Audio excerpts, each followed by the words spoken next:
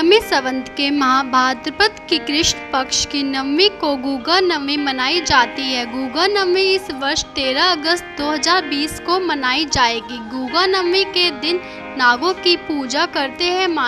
मान्यता है कि गुगा देवता की पूजा करने से सांपों से रक्षा होती है। गुगा देवता को सांपों का देवता भी माना जाता है। गुगा देवता की पूजा श्रावण मास की पूर्णिमा यानी रक्षाबंधन से आरंभ हो जाती है। यह पूजा पाठ 9 दिनों तक यानी नवमी तक चलती है, इसलिए इसे गुगा नवमी कहा जाता है। गुगा जन्म कथा। गुगा नवमी के विषय में एक कथा प्रचलित है, जिसके अनुसार गुगा मारू देश का राजा था और उसकी माँ बाछला गुरु गोरखनाथ जी की परम भक्त थी।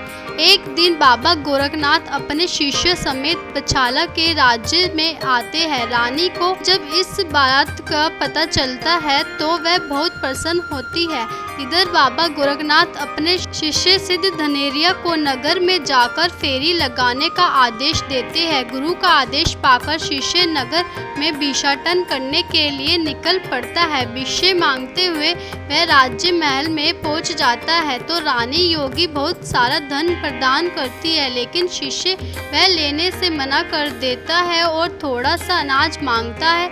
रानी अपने अहंकार वंश उसे कहती है कि राजमहल के गोदामों में तो अनाज का भंडार लगा हुआ है, तुम इस अनाज को किसमें ले जाना चाहोगे? तो योगी शिष्य अपना भिक्षा पात्र आगे बढ़ा देता है। आश्चर्यजनक रूप से सारा अनाज उसके भिक्षा पात्र में समा जाता है और राज्य का गोदाम खाली हो जाता है, किंतु योगी का पात्र भरता ही नहीं। तब रानी उन योगी जन की शक्ति के समक्ष नतमस्तक हो जाती है और उनसे क्षमा याचना की गुहार लगाती है। रानी योगी के समक्ष अपने दुख को व्यक्त करती है और अपनी कोई संतान न होने का दुख बताती है। शिष्य योगी रानी को अपने गुरु से मिलने को कहता है, जिससे उसे पुत्र प्राप्ति का वरदान प्राप्त हो सकता है। यह बात सुनकर रानी अगली सुबह जब वह गुरु के आश्रम जाने को तैयार होती है, तभी उसकी बहन कांचला वहां पहुंचकर उसका सारा भेद ले लेती है और गोरखनाथ के पास पहले पहुंचकर उसे दोनों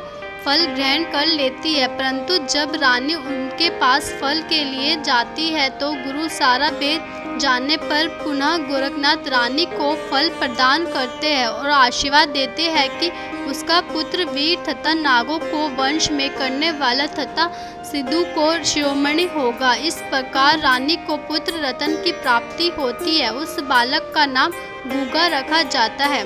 गुगा नवमी कथा। कुछ समय पश्चात जब गुगा के विवाह के लिए गौड़ बंगाल के राज्य मालव की बेटी सूर्यल को चुना गया, परंतु राजा ने अपनी बेटे की शादी गुगा से करवाने से मना कर दिया। इस बात से दुखी गुगा अपनी गुरु गोरखनाथ जी के पास जाता है और उन्हें सारी घटना बताता है।